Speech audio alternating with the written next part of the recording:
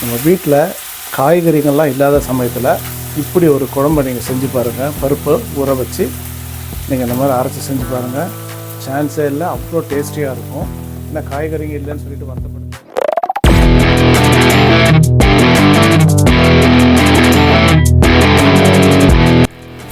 வணக்கம் உறவுகளே, welcome to UK Cholan தமிழன். நான் உங்கள் ஷெஃப் ரமேஷ். எல்லோரும் எப்படி இருக்கீங்க? இல்லை சூப்பராக இருக்குன்னு சொல்லி நான் நம்புகிறேன்.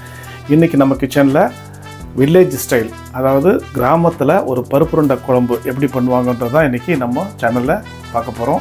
அதுக்கு முன்னாடி நம்மளோட சேனலுக்கு புதுசாக வந்தீங்கன்னா மறக்காமல் சப்ஸ்கிரைப் பண்ணி வச்சுங்க, பெல் ஐக்கனை கிளிக் பண்ணி வச்சுங்க. அப்போ தான் நம்ம போடுற இந்த மாதிரி ஸ்பெஷலான ரெசிபிஸ் எல்லாமே உங்களுடைய நோட்டிஃபிகேஷன் வந்து சேரும். இப்போ இந்த ஈஸியாக செய்யக்கூடிய பருப்பு உருண்டை குழம்பு, அதுவும் நான்வெஜ் கோலா உருண்டை கறி, அந்த டேஸ்ட்டில் இருக்க போது வீடியோவை ஸ்கிப் பண்ணாமல் பாருங்கள், ரொம்ப யூஸ்ஃபுல்லாக இருக்கும். வாங்க ஸ்ட்ரைட்டாக நம்ம வீடியோக்குள்ளே போயிடலாம்.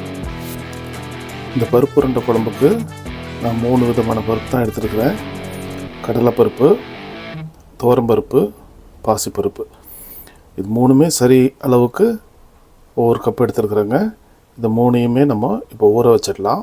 ஒரு 1.5லேருந்து 2 மணி நேரம் ஊறட்டும். ஊறினதுக்கப்புறம் நம்ம இதை அரைச்சிடலாம். நமக்கு இந்த பருப்பு ஊற வச்சுருந்தோம் இல்லைங்களா, நல்லா ஊறிடுச்சு. கிட்டத்தட்ட 2 மணி நேரம் ஊறிருக்கு.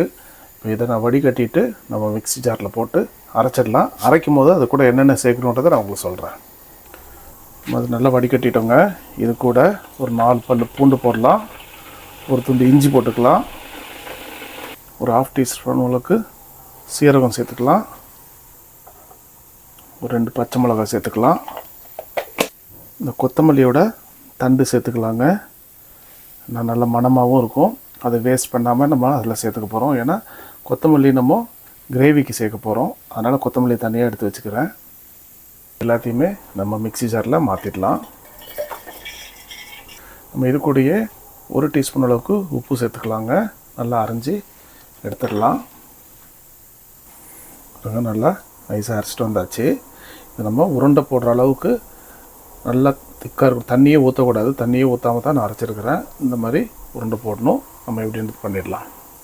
நம்ம அடுத்து ஒரு மிக்ஸி ஜாரில் ஒரு 5-6 பல் பூண்டு போட்டிருக்குறாங்க, ஒரு துண்டு இஞ்சி, இது கூட ஒரு 1/4 டீஸ்பூன் அளவுக்கு சோம்பு, ஒரே ஒரு ஏலக்காய், ஒரு சின்ன துண்டு அளவுக்கு பட்டை,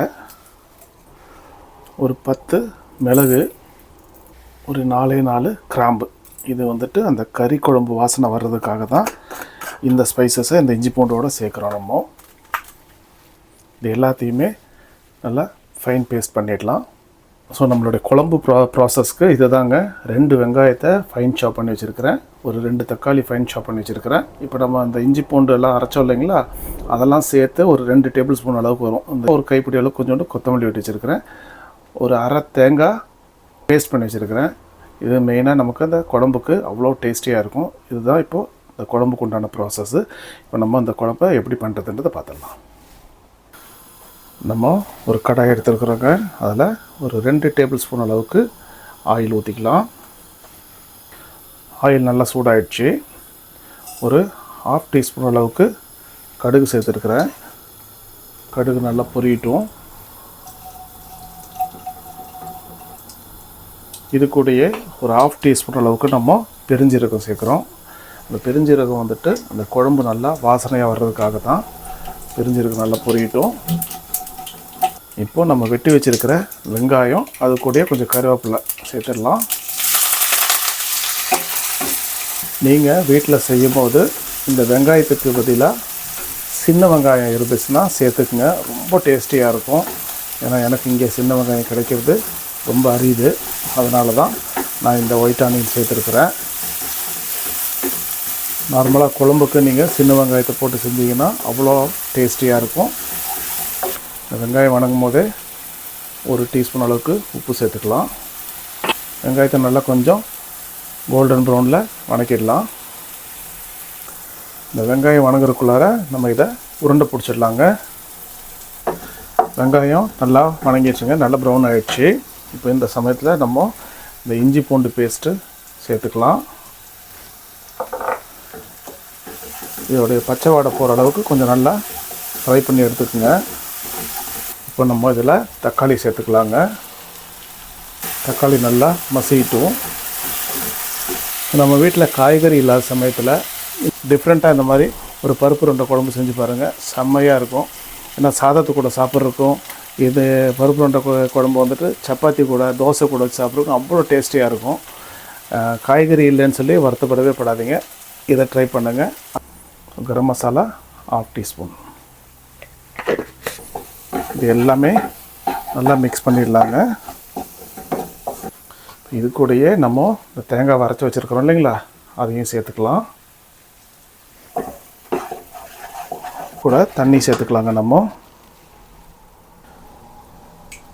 மிக்ஸி ஜார் தண்ணியே நம்ம கொஞ்சம் எக்ஸ்ட்ரா ஆட் பண்ணியிருக்கிறோம். இதில் 1 கப்பு தண்ணி இதில் ஆட் பண்ணிக்கலாம். நம்ம இந்த குழம்பு நல்லா கொதித்ததுக்கப்புறம் நம்ம அந்த உருண்டையை சேர்க்கலாம். இது கூடயே ஒரு நெல்லிக்காய் சைஸ் அளவுக்கு புளி எடுத்து வச்சுருந்தேன், கரைச்சி வச்சுருக்கிறேன், அதையும் சேர்த்துக்கலாம். இதை இப்போ நம்ம மூடி போட்டு ஒரு கொதிக்க விட்டுறலாங்க. ஒரு 2லேருந்து 3 நிமிஷம் நல்லா கொதிக்கட்டும். கொதித்ததுக்கப்புறம் நம்ம அந்த உருண்டையை சேர்த்துடலாம்.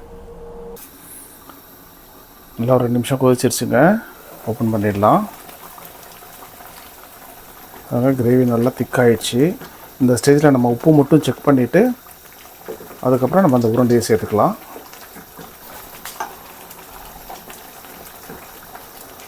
கொஞ்சமாக சேர்த்துக்கலாங்க உப்பு.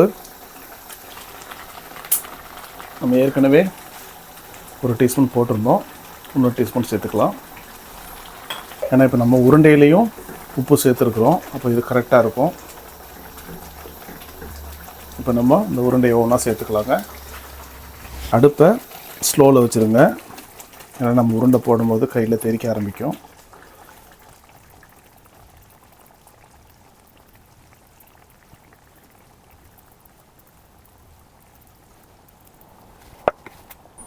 அவ்வளோதாங்க.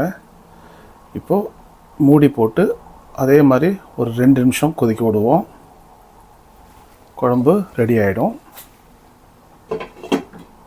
இப்போ மீடியம் ஃப்ளேமில் வச்சுக்கலாம்.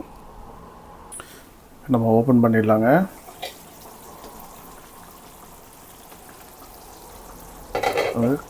உருண்டையெல்லாம்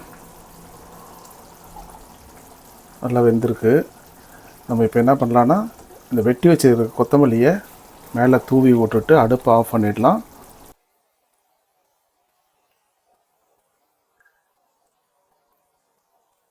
நல்லா வாசனையாக இருக்கும்.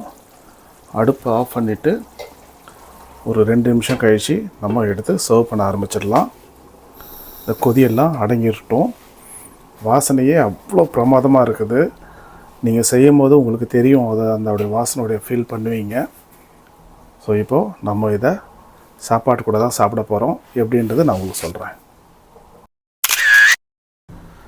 சுட சுட சாதத்தை போட்டு அது கூட நம்ம அந்த குழம்பை ஊற்றி சாப்பிடலாங்க. எப்படின்றது உங்களுக்கு சொல்கிறேன். பாருங்க, இந்த சாதத்து மேலே உருண்டைக்கறி, அதுவும் பருப்பு உருண்டை பார்க்கவே டெம்டிங்காக இருக்குது. வாசனையும் பிரமாதமாக இருக்குது. நம்ம சாப்பிட்றலாங்க. இதை பருப்பு உருண்டையை சின்னதாக ஒரு பீஸ் எடுத்து ரைஸோட